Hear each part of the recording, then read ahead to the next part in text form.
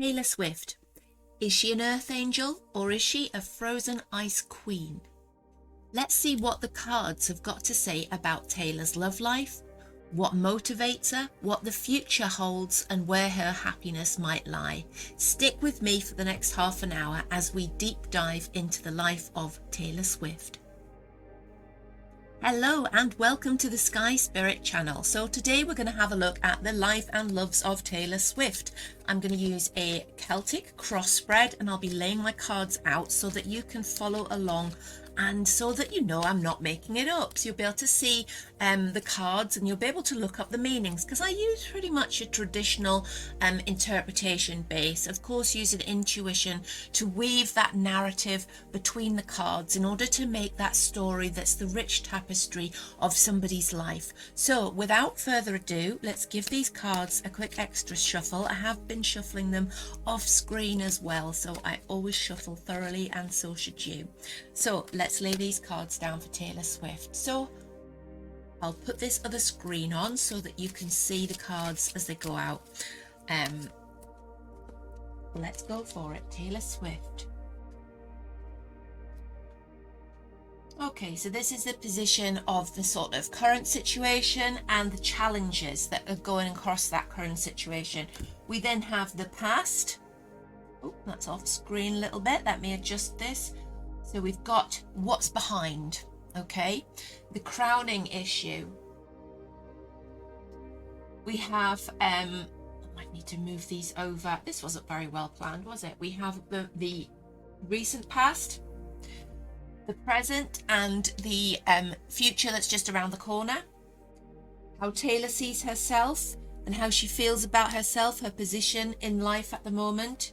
Oh, that was... I put it down right out of shot there. The environment and the people around Taylor.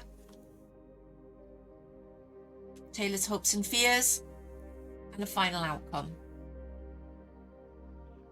So these are a little bit off center just so I can get them all on the screen. So let's have a look at each of these aspects, each of these cards in turn, and I will be pulling clarifiers out as well. So let's have a look at these two cards here.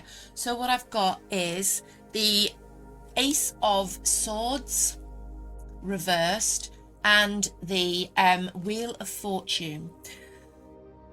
It feels to me that Taylor had to change tack. Now I will say, actually, before I get into the swing of this, I do these celebrity readings because I'm requested. Doesn't necessarily mean that I know a lot about the person that I'm talking about, and I don't know much about Taylor Swift, okay? So what I will say will be generalizations, I think's the word, and you'll have to associate that with the specific event in her life if you are a Taylor fan, because I won't know you know, the details that you know. So okay, we have the Ace of Swords reversed and the Wheel of Fortune. Feels to me like something in Taylor's past didn't get off to the start that she wanted it to get. It feels like she was full of enthusiasm and vigor, and she was fearless, and she felt like she could really she felt her destiny. Wheel of Fortune here, her destiny was in her career. Her destiny was in her driving force, her driving ability to be able to go into battle and win. She felt like indomitable. She felt like invincible. She felt like she knew she was very monofocused on her path, and she wouldn't let anything deviate her from the path that she was taken. However, it feels to me like what she felt as being fearless and invincible was a little bit like naive, because it feels like she got tripped up, as many of us do, of course, along the way, by obstacles which were placed in her path, and by conflict, and by somebody creating issues for her, which put her in this reversed position, which is a block to that creative drive. And she starts to doubt herself, and she starts to doubt that her destiny is in what she's doing. So there's a lot of doubt coming up for Taylor. And it feels like this is sort of an issue which may have recurred for her at various times in her life. and in various aspects. And I'm looking over here because I'm looking at the rest of the cards on the table, because of course we always read in context. So it feels like things haven't been plain sailing, and I think perhaps people look at this woman as like the all-American dream, and she's so popular and clever and beautiful and successful, but it's not been easy. She started off as a very different person to that which she is now, and it feels like she had to be cut and bleed to get to where she is, and to finally accept how this wheel of fortune is going to turn for her. Because it feels like at first she felt like she was in control of her destiny. She knew which way she was going and what she wanted and what she didn't want. And it feels like over the last few years, events have happened. Somebody's took the wind out of her sails on more than one occasion, and events have happened which have sort of jaded her view of everything's going to be all right, sparkly destiny. And she's become much more practical, grounded,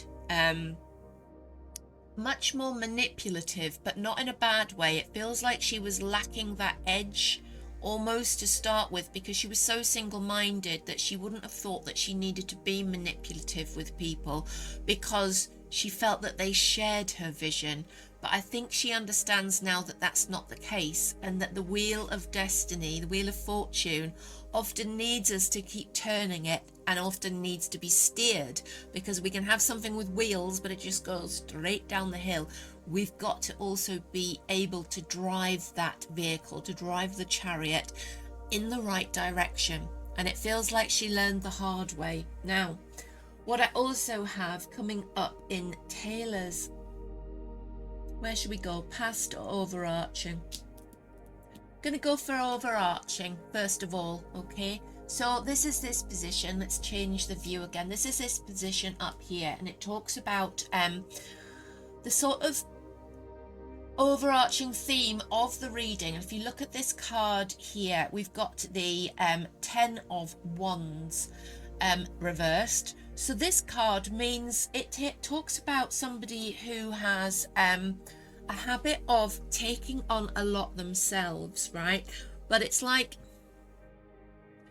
they sort of pick up every issue. It's almost like micromanagement. It's having to be in charge of everything, having to make sure that everything's done, taking on too much, picking up too much stuff to do, thinking that you have an absolutely ever-filled pot of energy that's going to go on and on and on, no matter how much work that you pile onto your own shoulders, and no matter how much excuse me, how much you take on board new projects, other people's projects.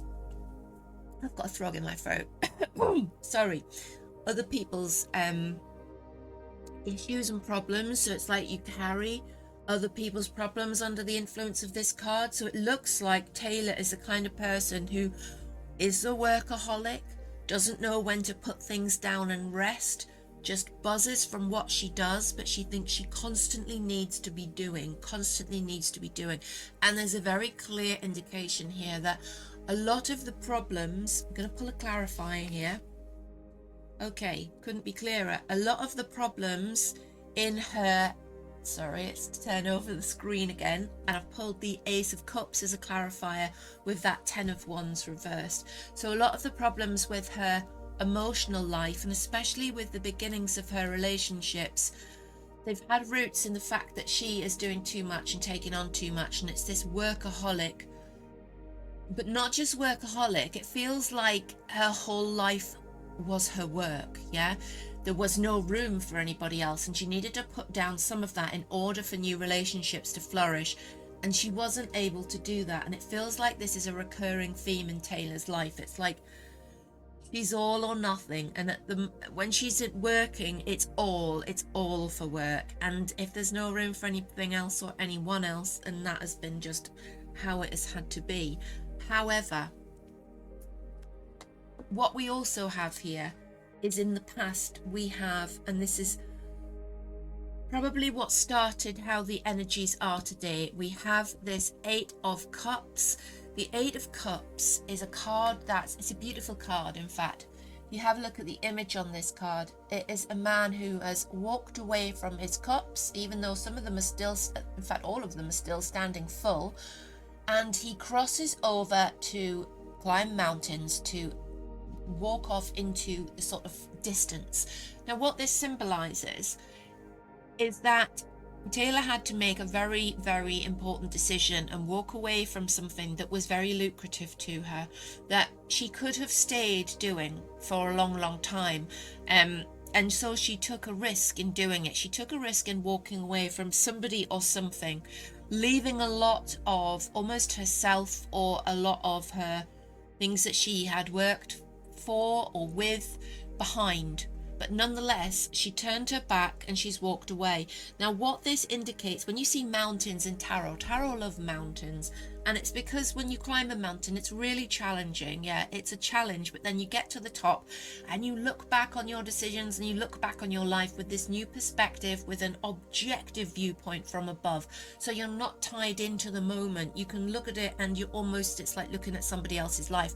And that's what this Eight of Cups is about. So it's giving her credit for the fact that she has made a very brave decision and walked away from somebody or something, and then she was heading for the mountains and she was able to look back, because this is in the past. We can consider the fact that she has climbed the mountains now, and she's able to, I'm going to pull a clarifier, I just have to. It's the King of Swords reversed. So it feels like whatever she's left behind is tied in with a very manipulative man, somebody who could have been quite brutal, quite aggressive, somebody who was a disruptive force, somebody who wasn't honest with her, somebody who took her to a bad place. And almost as that, there's almost a feeling of darker magic around this man. There's almost a feeling of he's involved in some quite dark things. But luckily, whoever he is, Taylor has managed to distance herself from him and walked away, and this is preceding this current part of her life. So it feels like this was a huge monumental part of her past, which changed her from, I think before she met this person, she was very much the naive, the innocent, and her experience with this person, or perhaps this situation, doesn't need to be just a singular person, it could be a full situation going on here. Her experience at that part with the King of Swords has been like formative. It was really negative, but it was formative, if you know what I mean. It's like it taught her lessons, and no better lesson than knowing when to cut your losses and walk away. And the fact that I don't think she knew how strong she could be until she had to be strong. And she found that strength and she was able to walk away. Now, where we get to on the reading, I've remembered to change the camera shot over this time, okay? When we get to this part, we're looking at the recent past. So it's what has actually, what has taken place in the recent past and where we are at the moment with Taylor. And we've got the World reversed, which is an unusual card because it's, I'm pulling another card and it's a clarifier. It's the King of Wands. So it feels to me like this is about Taylor's love life, and this is her king. This is her King of Wands. This is a fiery king. He is full of energy. He is full of being able to, I'm going to pull another clarifier. Couldn't be clearer. We have the Queen of Wands. So we have the Queen of Wands and the King of Wands. We have a fiery queen, which is Taylor. She's coming out as a fire queen. And we have a fire king standing right next to her. But then we have the World reversed. Now, this would be really easy if this card was up this way. It would be fantastic. This is a completion of this journey of these two people together. It's karmic. They've found each other. But it doesn't feel quite that simple. I'm going to pull another clarifier. Okay. It feels like the story between them hasn't quite settled yet. And what we've got is we've got the Ace of Wands tied in with this feeling of incompletion. There could be problems and this is just pure speculation, obviously, it comes out as maybe a fertility problem or something like that. There could be something that's causing a difficulty between them in that respect, but it feels like the happy ever after family unit, mum, dad, 2.4 children, all those things that a lot of people yearn for, a lot of people, that's their aim, doesn't feel like it's going to manifest just yet for this couple. And it feels like, I'm pulling another clarifier here, I feel that there might be a problem with some kind of, it's either fertility or it could be in just being able to grow together. So it's not quite as plain sailing as we'd like to think. And now I've also pulled another clarifier there, and we've got judgment reversed. So it feels like there's going to have to be some hard decisions made by this couple. However, because they come out as the king and queen of wands here, it feels like the bond between them is so strong, and it feels to me like they're either, I don't know if this is actually the case or not, feels like they're married, or as good as married, but it also feels like this marriage hasn't been done in a way that is traditional, and is perhaps something that doesn't feel as fulfilling as Taylor thought it might. It feels like there's still that sense of not quite hitting the right note there, and it could be to do with either fertility or something to do with children, or else that sort of, are they both of the same mind about children and their future? That's a question I would ask, and it's a really personal question. And because I do these readings without a celebrity's permission, I don't really want to go much further, much deeper into that. But it's food for thought, and we'll see what becomes sort of, in the public arena moving forward. So we'll not say too much more about that. So that was in the past position though. So I think, yeah, if this isn't the current person that she's with, it could be a previous relationship, but it would have been as if they were as good as married. They were the king and queen, and it could have been, but there is this thing with that ace of wands coming out. I feel like there has been a problem along those lines, whether it's with the current or with a previous, or it could be, perhaps a disagreement or a failure to agree on how they stood for children in the future, for example. Now, moving across to the sort of present and near future position here, and I have a really interesting card. Got the Knight of Wands. I'm going to pull two clarifiers straight away, and I've got the Five of Cups and I've got the Moon reversed. Okay, so what we have here is we've got a bit of a playboy on our hands. Okay, this is Taylor's present and future to come. Okay, so whoever she's with currently is coming out as a bit of a playboy character, and that doesn't mean he's unfaithful or all those kind of negative things. It just means that he's a bit of a puppy dog, and it's like he has boundless energy, but he can get carried away with things. He is a fire knight, which means that he's like he's the younger embodiment of the king, but he's also more innocent, and he is somebody who doesn't think, they leap before they look, so to speak. Okay, so this is where we are currently with Taylor. It's this youthful energy, this male youthful energy is around her. Now, it feels to me that in order for this particular relationship to mature, okay, there's going to have to be some hard compromises made, and this is also sounding like that position with the King of Wands as well, isn't it? So I'm sort of thinking it might be the same person. It feels like they're both going to have to make some sacrifices and leave some things behind, and it feels like on an emotional level one of them might be quite jealous, One of them might be a little bit possessive, a little bit threatened by other people around their partner, and that's really going to have to be nipped in the bud, because it has the potential to cause loss in the future, and that's loss on an emotional level.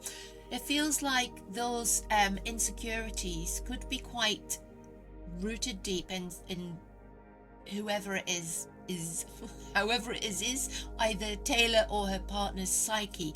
Feels like they're rooted very deeply. It's like when you see the moon, you think oceans, tides, deep emotions and things that affect us from childhood and keep churning up like the cycle of the moon. It comes back, it comes back. So what we need to happen here is that I see the need for a little bit of couple counseling, a little bit of relationship therapy, and it's around these insecurities which are spawned during childhood, okay? But it feels like it's cyclic, and it feels like that's an issue that's going to keep coming back. So if we tie these in with the cards that we had over here, which is about that sort of sense of not quite being fulfilled, and there's hard decisions that are going to have to be made. So again, it's the same theme, moving from Taylor's recent past through her sort of now and into the future a little way as well. It's still this feeling of I would love to have seen, puppies and roses and children and things like that, but it feels like there's still this unsettled vibe going on, and it feels like there's still this need for things to be brought out into the open and worked through in order for things to work out correctly here and to work out as Taylor would like. Now, I'm just going to pull another clarifier on this, and what I've got is the Six of Swords. I've got tongue-tied there. Six of Swords card, which is about leaving. It's either a couple that part because they can't reconcile their differences, or it's a couple that have to change what they're doing. At least one of them has to make a big sacrifice when it comes to something perhaps in their own life, like something work-wise or something like that, but there is a sacrifice. Perhaps it's to do with location, perhaps it's to do with moving, because the Six of Swords can be about travel overseas as well. So perhaps it's about there being a relocation of one of them that needs to be discussed, agreed. Or maybe it's about too much distance between them. Maybe there's too much sea in between them. But there's going to have to be some hard decisions, I'm afraid, moving forward. And this insecurity is going to have to be ironed out in order for this world that we saw in the position of being like in the recent past between that king and queen, in order for that to be this way up. That's what we want to see. We want to see the world this way up for Taylor, because this is the completion of the journey, the successful completion of a cycle. It's happiness, it's accomplishment, okay? And up this way, it's like something's just not clicking, okay? Right, so I'm going to move on to the column on the right hand side of this reading. So I'm moving on to this. I'll just move these cards over here a bit. Also, I'm looking at the crowning issue up there as well and thinking that's also, to do with Taylor taking on too much and being too involved in, too mono-focused on what she's doing, and it's affected so many relationships. And now it seems like we have a different situation where finally she's willing to put so much energy into this relationship, having shaken off some really quite negative issues from the past, and yet there's this stumbling block, and yet these issues need addressed. Anyway, moving on, let's have a look. I'm trying to get these. They would normally be just a straight column, but I have to get them all on camera. There we are. So this is how Taylor sees herself. And we've got the Ace of Pentacles reversed. I'm going to pull a clarifier, and we have the Four of Cups. So I think what we've got here is a little bit of dissatisfaction for Taylor at the moment. It doesn't feel like she feels very fulfilled. It feels like she's chomping at the bit to do something new. She's feeling a little bit bored, and she feels like she's procrastinating, and she's fiery. She needs to be making, doing, creating. And I feel like she feels a little bit like she's not quite sure which direction to take. And there's also been a bit of a financial problem as well. I'm sure she's not destitute, but it feels like there might have been a contractual problem or something to do with business, which has been stopped, which has been problematic, which has been a bit of a drain, and it's left her in a position of feeling a bit meh, a bit like, not quite sure what to do. I think I might just have a rest, okay? But because of the person that she is, even trying to rest makes her feel frustrated because she needs to be quite driven. And another clarifier, it's the Ten of Pentacles. So it feels like she had a bit of a financial knockback, which has left her feeling, a little bit out of sorts, but also sitting around taking that time out has left her feeling bored and like she's looking for the next thing, and she feels like she might be missing the boat on something, because if you look at that card, we have the Four of Cups, which has this person sitting under a tree, they're looking at these cups, but that cup behind them, they don't even look round and see it. It's being handed to them and they haven't even seen it. So it feels like Taylor might be worrying that she's missed opportunities for some reason, or thinking that the boat has sailed and she's missed it on some particular level. But what we have coming out of this, and this is again how Taylor sees herself, is we have a King of Pentacles.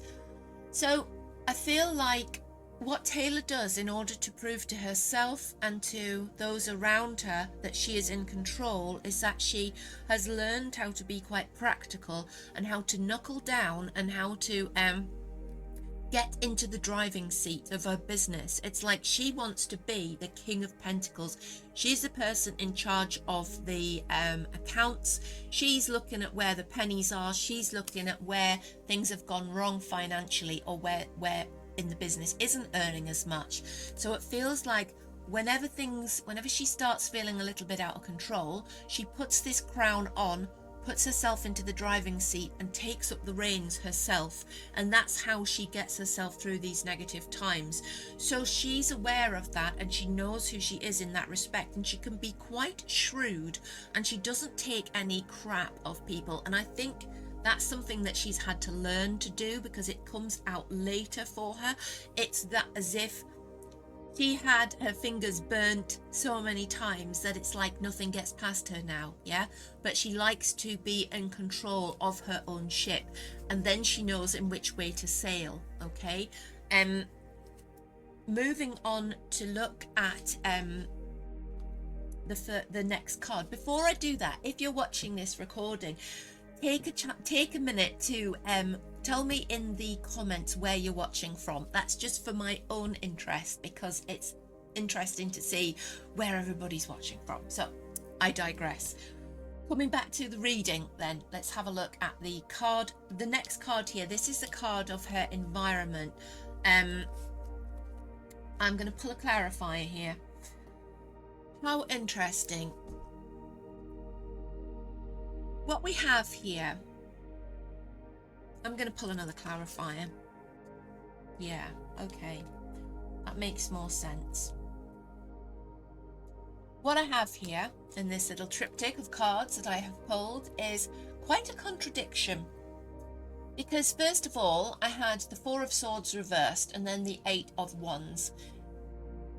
This is about this card. If you can imagine, when it's up this way, it's about this guy's having a good rest, okay? He's laying in bed going, that was terrible, I need to withdraw from society and sort of regain my strength. I'm going to have a big rest, okay? It's about recovery, it's about rest. When it's this way up, the powers that be, the spiritual forces of the universe, have literally tipped up his mattress and they're tipping him out of bed. So it feels like, teaming it with this card, it feels like there's something that is pushing Taylor to act at something. She is being pushed to do something, and I don't think she wants to do it, because she's coming out here as the Queen of Swords reversed. Now, the Queen of Swords reversed can be somebody who is quite put out, feels like they might be being gagged, they might be being stopped from saying what they want to say.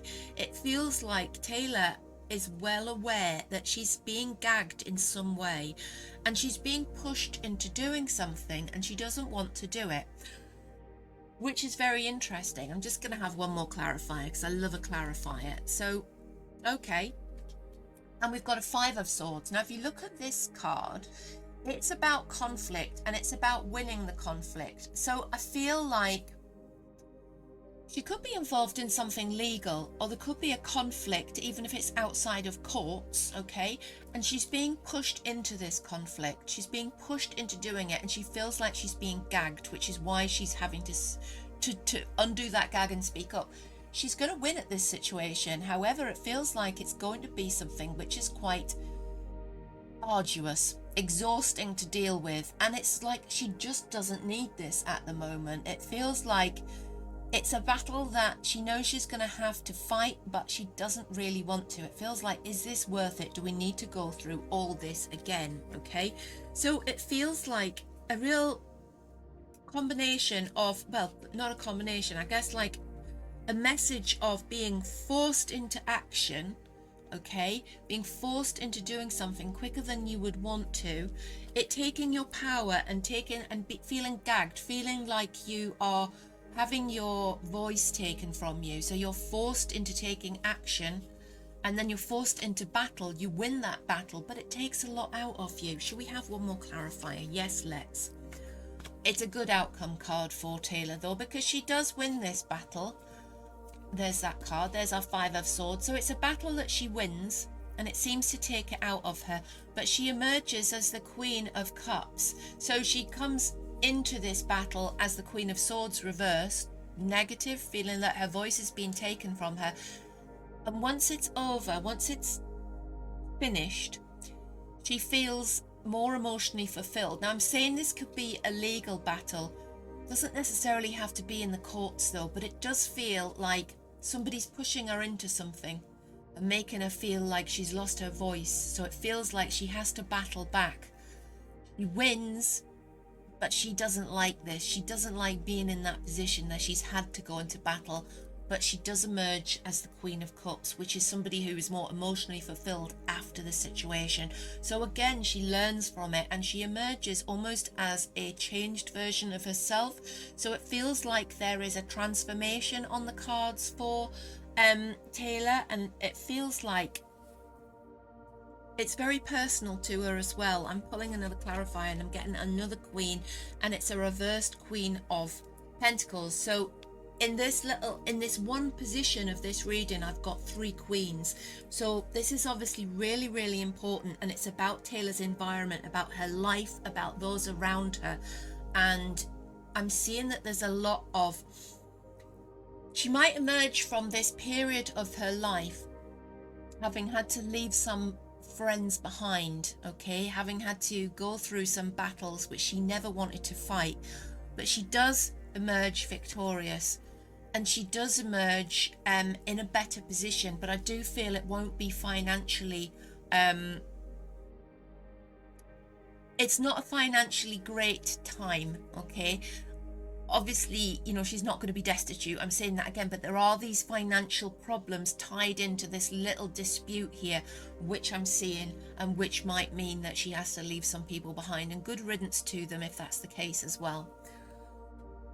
Let's have a look next at Taylor's hopes and fears. So this is the hopes and fears position over here, and so we have a card which talks about teamwork, and this is, it feels like Taylor is a real team player. And I've pulled another card as a clarifier there, and this is really quite beautiful. Taylor's a team player, and this is about harmony. This is the Lovers card. It's about harmony and union. This is Taylor's hopes. What she hopes for is a family around her that's not just a family, not just a union of her and a significant other, but an extended family with children and, you know, nephews, nieces, cousins. She wants this family unit around her. That's a real driving force and something that she's always wanted. And this has been on her sort of, it's been within her sort of aim for a long time, since she was very little. And I'm pulling another clarifier here, and I'm tying this with her fears. This is her hopes, which is that family life, and her fears are the 9 of Pentacles reversed. Now this can be about losing your independence. So as much as she hopes for a family, she also is fiercely independent, and she in all respects fears any loss of independence and loss of sovereignty, because she has to be the one in charge. She especially, I mean, that's not to say that she's bossy. She wants to be in charge of her own destiny. And she's coming out as the High Priestess as well. And I think what we have here is somebody who has karmically, life after life, has reincarnated with this deep inner wisdom, with this deep inner knowledge, with this well of psychic awareness. And I feel that she is a very psychic person. And I feel like she is somebody who's been able to manifest her own riches in life. So she's manifested the spoils of life. It's been on her head, okay? And what she's done as well is she's used her intuition, and she's used her, I believe that she has psychic gifts which she uses, but they may make her a little bit sort of, I don't know, focused on this. She wants to achieve this family. She wants to achieve this unit. But this sort of the psychic intuition that she has, she also knows when she's with somebody and they're not right. Yeah. So she finds it difficult to sort of let things develop. She finds it difficult to just allow nature to take its course and to see what happens, because she has this developed sense of intuition and also is fiercely independent. So she's constantly second guessing or trying to get ahead of what's going to happen, and she fears her independence being taken. Okay, so that's a very interesting set of hopes and fears.